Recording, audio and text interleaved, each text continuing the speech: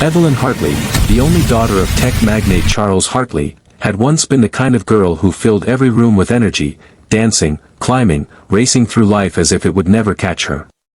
But after the accident that left her paralyzed from the waist down, she retreated into a silence so heavy that even her father's billions couldn't penetrate it. Her wheelchair became her prison, and her bedroom, overlooking the world she no longer felt part of, turned into an island of fading hope. Therapists came and left, doctors tried but failed, and Charles watched helplessly as his daughter's spirit dimmed a little more each day.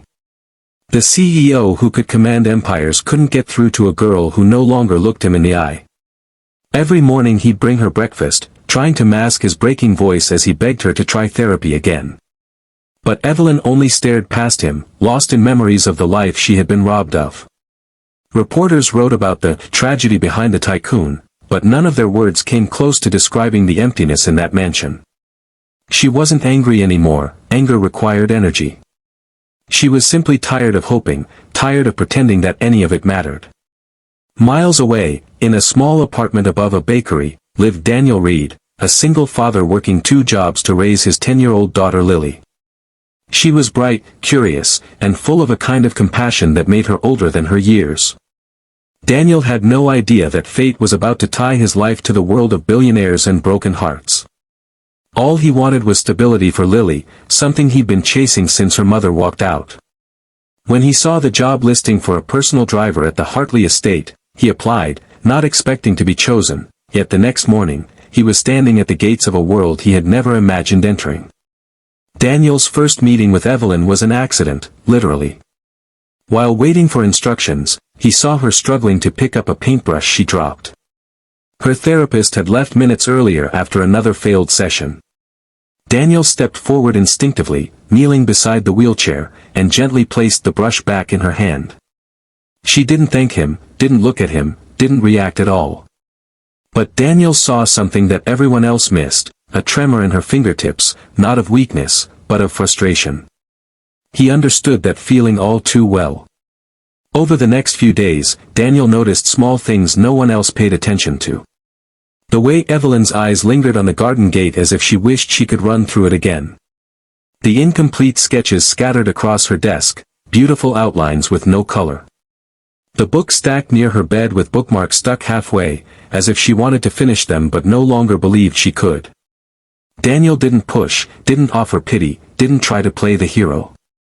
Instead, he began talking to her the same way he talked to Lily, honestly, softly, as if she were still whole. One evening, as rain tapped softly against the mansion windows, Daniel wheeled Evelyn to the garden without asking for permission. She glared at him, annoyed, but he didn't back down. Instead, he pointed to a small patch of daisies and told her that Lily had planted flowers just like these to cope with missing her mom. "Sometimes we think we're broken," he whispered, "but we're really just waiting for someone to help us grow again."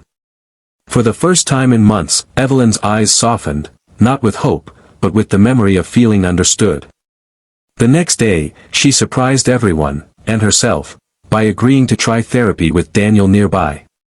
She failed again, but this time she didn't cry or shut down. Instead, she clenched her jaw and said, "Let's try once more." Daniel didn't cheer or celebrate. He simply nodded, standing close enough for her to know she wasn't fighting alone. Slowly, painfully, she began regaining small movements, ones that doctors said might never return. Charles watched from the doorway, stunned, as the man he hired to drive cars somehow drove his daughter back into life.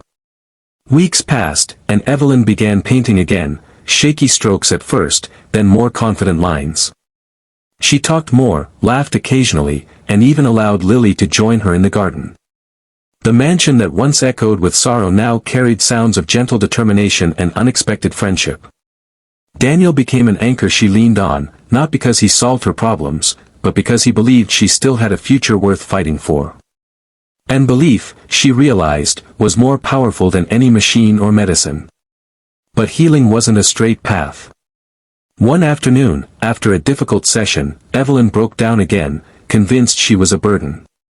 Daniel knelt beside her, took her trembling hands, and said the words that changed everything, "You're not a burden, you're a miracle in progress. I'll help you, no matter how long it takes." It wasn't a promise made out of sympathy but out of recognition. He knew what it meant to feel abandoned, to lose faith in yourself, and to need someone who wouldn't walk away. Months later, on a crisp autumn morning, Evelyn managed to stand, only for a few seconds, with Daniel holding her arms. But those few seconds were enough to shatter the darkness that had consumed her life. Charles, watching from across the room, felt tears stream down his face as he realized that this simple, quiet man had done what all the specialists could not. He gave his daughter hope. And as Evelyn lifted her head, breathing hard but smiling, she looked at Daniel and knew that those 3 words he once whispered weren't just comfort, they were a new beginning.